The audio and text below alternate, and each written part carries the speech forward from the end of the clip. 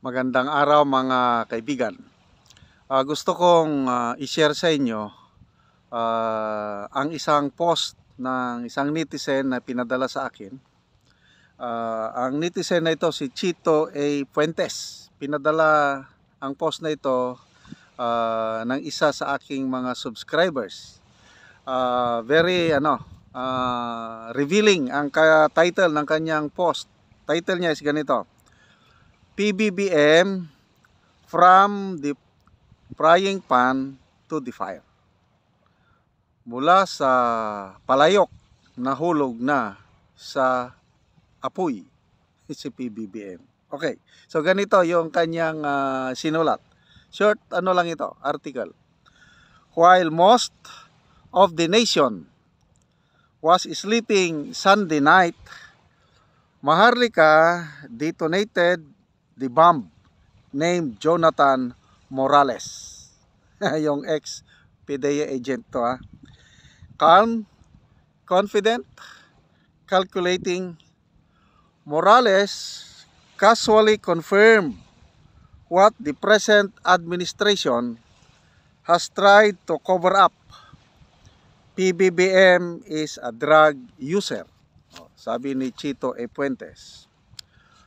Morales made it look so casual and routine that it makes us forget for a moment that this revelation is far more shameful than the ERAP envelope and JMA I am sorry scandals combined.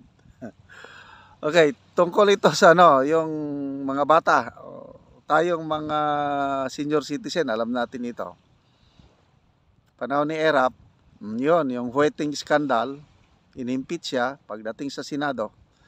Yung mga kaalyado ni President ERAP na senador ayaw pa open yung second envelope. Kala nila nandun na yung ebidensya ng voting scandal. Ayun pala, walang laman. Ayun. So nagbunga ng people power to, kaya napatalsik si ERAP noon. Ito naman si GMA, yung election, laban nila ni Fernando Poe Jr., okay, na tumawag siya sa COMELEC commissioner, si Garciliano, yan, hanggang I am sorry. Sabi ni Chito Fuentes, pag i-combine mo ang iskandal ni ERAP at iskandal ni GMA, mas grabe pa ito ngayon, itong PDEA leaks na ito. Okay, so dinagdagan pa niya. The timing of the detonation was brutal. Without trying too hard, the Morales interview made sure the April 30 Senate investigation becomes predictable. Okay, then he ends his article with this paragraph, short, one sentence. Aesop has an idiom that aptly captures PBBM dilemma from the frying pan to the fire. So, according to Mr. Fuentes, malaking problema ang presidente. Nasa hot waters na o ano na ngayon. So, delikado, basta lumabas na ang katotohanan na hindi na pwedeng, kahit pinagtatakpan nila, ang PDEA sinasabing peke yung mga dokumentos, ngayon klaro na, authentic. Ang conclusion ni Senator Bato, yung first day of hearing is authentic yung mga dokumento na yan, tunay na nangyari. So, ano ngayon? Agree ba kayo sa observation ni Mr. Chito Fuentes? Mag-comment lang kayo sa comment section. Okay, gusto kong i-share sa inyo ang follow-up interview ng SMNI kay Jonathan Morales after yung Senate hearing kahapon. Pakinggan natin ulit si Jonathan Morales. Wala po kayong kahit anong conviction sa kasong kriminal. Wala po ngayon. Wala po. Pero meron pa rin kayong mga hinaharap na mga kasong kriminal. Opo, at ito po yung mga, sabi ko nga, ito yung sukli sa pagsasabi ng katotohanan. Okay. So ngayon, bagamat may mga kaso po kayo na nakabinbin pa, wala pa pong conviction. So ibig sabihin, hindi po pwedeng sirain ang pagkatao ninyo dahil wala pa kayong criminal conviction. No? Opo. Tama ho yan, no? Opo, tama po. Yung mga pictures po na nabanggit po ninyo, maaari ho ba ninyong maibigay at maipakita yan sa susunod na mga hearing? Kung meron po kayong at least may mga nakuha po kayo doon mismo sa mga larawan na yan. Tinanong ko pa kung nga po si si Maharlika kung wala pa ba sa kanya. Kasi magkakasama po yan sa folder. Magkakasama po yan. Kung may mga dokumento na nakarating na nakakasama doon sa nakapaloob, hindi po pwede na wala siyang kopya dyan. Di ba? Kasi yung pictures niya nakalagay doon sa folder kasama nung affidavit, yung deposition ng witness. Kasi yung mga pictures at saka yung deposition ng witness, merong relasyon yung dalawang mga dokumento na yon, mga pictures at saka yan, at itong mga pre-ops at authority to operate, may mga relasyon po sila. Kasi itong mga pictures po na ito talagang in-identify, sinertipikahan mismo ng confidential informant na siya mismo ang kumuha ng litrato. Kung mapapansin niyo po, kung balilitaw sa publiko ito, makikita stolen shot po yun. At itong confidential informant po na ninyo, nakausap nyo na po ba nitong huli, bago itong hearing? Hindi na po kami nagkausap, magmula pa po nung matapos yung pagkuha ko sa kanya ng statement, mga ilang araw bumabalik pa yan eh. At yung lumpa pa siya doon sa Legal and Prosecution Service. Nakapalumpa po siya doon sa isang komisyonado o isang abogado, no, na merong authority para mag-administer na oath. At yung nga po, no, meron pong pangalan ng netatak po yun eh. Ganoon naman po yung yung usual na ginagawa pagka may investigation kami.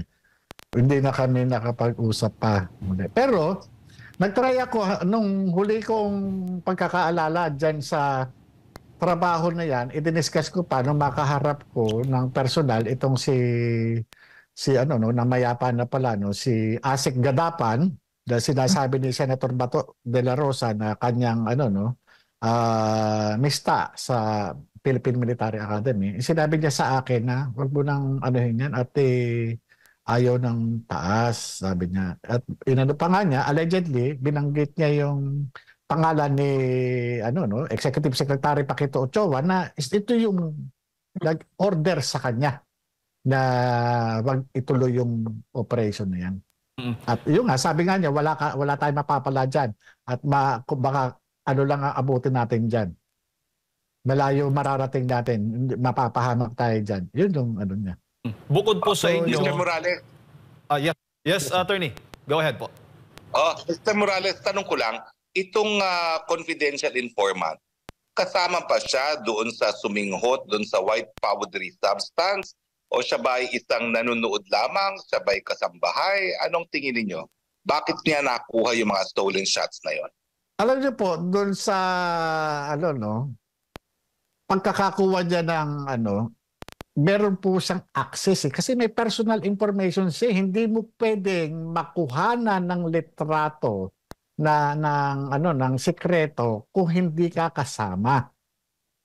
Nandun po sa nandun po doon sa kanyang sinumpang salaysay dahil yung yung initial na pag-uusap namin, inassess ko talaga kung ano itong motivation nitong tao na ito.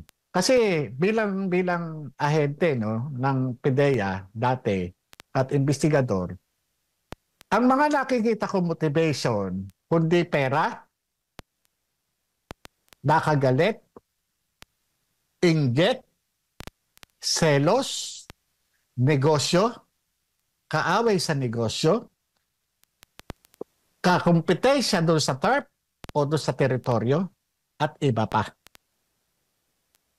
Hindi ko po muna, hindi ko po muna, o hindi ko sasabihin kung ito ay lalaki o babae. Talagang manganganib ang buhay nitong tao na to. Kaya nga, sabi ko nga po, no, kung ano man, ito kung ma-declassified ng tuluyan, hayaan ko po yung mismong authorities ang mag-declassify. Kasi nga, meron din akong kakaharapin talagang kung talagang iaano ko to. Kasi hindi po pa po siya nakaka-declassify yung nilalaman po nung nung affidavit. Pero at least bigyan niyo po kami ng indikasyon. Ito ba ay kapwa alta sosyedad o isang kambahay doon sa lugar na yon, kasambahay?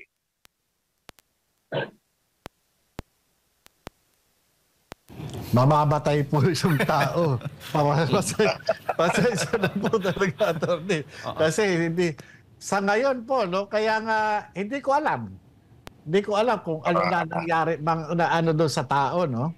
Pero ito matatalino. Kasi hanggang ngayon po, no, magmula po nang lumabas itong issue na ito na ipinulgar ni Maharlika, hindi malayo, talagang nagkakaroon sila ng talagang pag-check. O sila mismo nagkakaanuhan na yan na sino sa atin yung nag-leak nito. Basta yun po ang sinasabi ko, no, na itong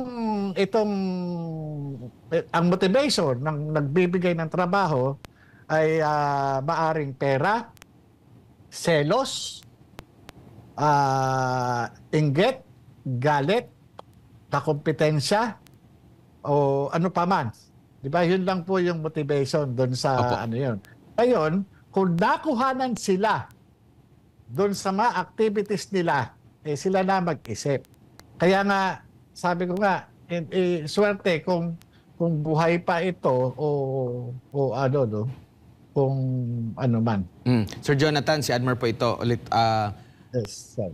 Doon sa pag-iimbestiga nito or planong pag-iimbestiga, no, kasi hindi nga natuloy, kayo lang po ba ang nakakaalam nito or meron pang ibang taga PIDEA? Kasi it seems na yung PIDEA, marami silang inilahad doon ng mga witness na hindi nila alam. Wala po ba kayong katrabaho nito? Kasi malaking mga personalidad na ito. Kahit during that time, 2012, itong target po ng inyong investigasyon. At nasaan na po sila? Aktibo pa ba sila sa PIDEA?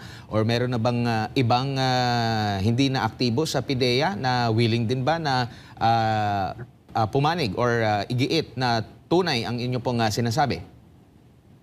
Kapag gumagawa po ako ng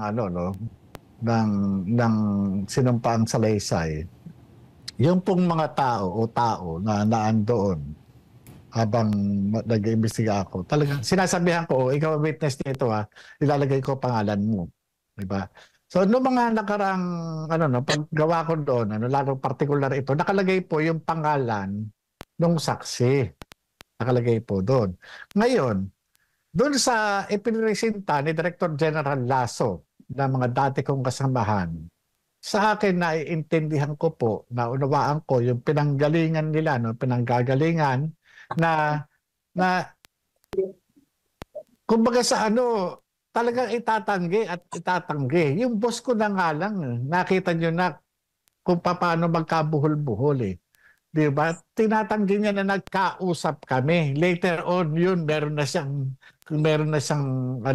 sinabihan o Kasi ang inaano ko dito, sinabihan mo ko na i-deny.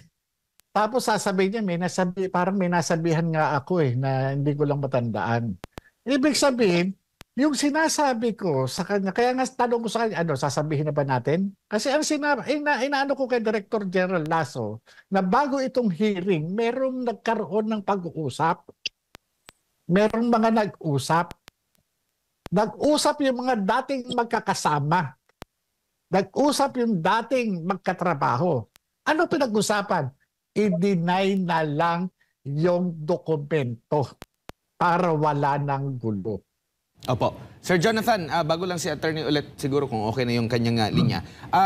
Ito bang dokumento na ito, nakikita mo na ito rin yung sinasabi ni dating Pangulong Rodrigo Duterte na nabanggit niya na meron siyang nakitang dokumento rin way back noong mayor pa po siya ng Davao City. Tingin mo ito lang yon or meron pang ibang mga dokumento rin na nagsasaad din dito sa alleged na paggamit ng illegal na droga ng ating Pangulo?